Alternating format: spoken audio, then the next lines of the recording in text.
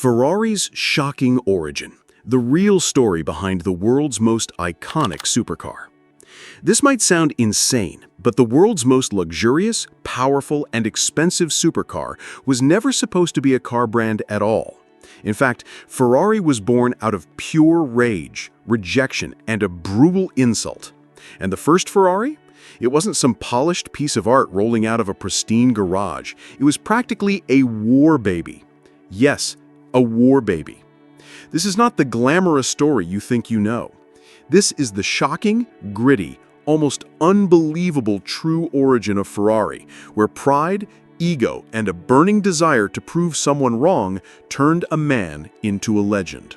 And the best part? It all started because someone told Enzo Ferrari he wasn't good enough. Let me show you why that insult changed the world forever. Section 1. The man before the myth. Before there was a Ferrari, there was Enzo. Enzo Anselmo Ferrari was born in 1898 in Modena, Italy. And right from the start, life slapped him in the face. He lost his father and brother to the flu epidemic when he was just a teen. He failed his exams to become an engineer. He tried to get into Fiat, the biggest automaker in Italy, and they flat out rejected him. Ouch. You'd think someone would give up after that string of failures, but not Enzo. That rejection became fuel, and not the unleaded kind. He wasn't going to beg for a seat at someone else's table. He was going to build his own damn car, and everyone who doubted him would have to eat his dust. But before he could build anything, he needed to race. Enzo started as a race car driver, and not a glamorous one. We're talking muddy, dangerous tracks where cars broke more often than they finished. His talent on the track got him into Alfa Romeo's racing division. For over a decade, he drove, managed, and learned everything he could about speed, machinery, and what makes a car roar like a beast. And then came the insult that started it all. In the 1930s, Enzo was managing Alfa Romeo's racing team. One day, a man named Ferruccio Lamborghini, yes, that Lamborghini, complained to Enzo about the clutch on his Ferrari 250 GT. You'd think Enzo would welcome the feedback. Instead, he exploded. He told Lamborghini, a successful tractor maker, mind you, to stick to building farm equipment and leave sports cars to the professionals. What followed was legendary. Lamborghini, offended and fired up, started his own car company, one that would directly compete with Ferrari, one that still does. And that moment, that was the day Ferrari went from being a racing team to an icon at war. Because now, Enzo wasn't just building cars, he was fighting to defend his pride. Section 3. The first Ferrari. Ferrari didn't actually build a Ferrari until 1947. Think about that. It wasn't until Enzo was 49 years old that he finally saw a car with his name on it.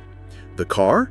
The 125S, a V12 engine that roared louder than anyone expected. It wasn't perfect, but it was fast, aggressive, and full of attitude, just like Enzo. But here's the wild part.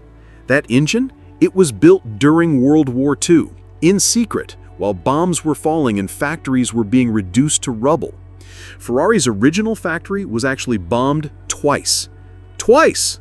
So the 125S wasn't just a car, it was a middle finger to everything that tried to stop Enzo, from rejection to war to poverty. It was proof that nothing, not even literal explosions, could stop him. Section 4. The obsession with winning. But Ferrari wasn't built on style alone, it was built on obsession. Enzo didn't want to build luxury cars, he wanted to win races. That was it. He famously said, "Aerodynamics are for people who can't build engines." He didn't care about comfort, he cared about speed, performance, dominance. And it showed. Ferrari went on to win Formula One, becoming the most successful team in its history. Drivers worshipped Enzo and feared him. He was a genius, but also a tyrant. His team called him Il Comandore. He fired people without blinking. He pushed them to the edge. And his cars? They kept winning. But it came at a price. Deaths, rivalries, even betrayals. The Ferrari legacy is painted with glory, yes, but also tragedy. Several of his drivers died on the track. Some blamed the cars, others blamed Enzo's obsession. It was victory at any cost. Section 5. The crazy deal that saved Ferrari. By the 1960s, Ferrari was a racing giant but a financial mess. Running a race team wasn't cheap, and Enzo needed money. So he made a deal with Ford. Well, he almost did. Ford was ready to buy Ferrari. The paperwork was done, the signatures were almost dry. Then Enzo read the fine print and saw that Ford would control his racing team. He slammed the deal shut and walked away.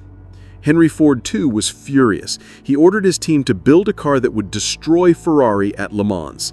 That car became the Ford GT40. And the battle that followed became the stuff of racing legend. Ferrari versus Ford. Pride versus power. A full-blown war on wheels. Ford eventually won at Le Mans, but Ferrari walked away with his brand and his pride intact. The fight only made Ferrari more iconic.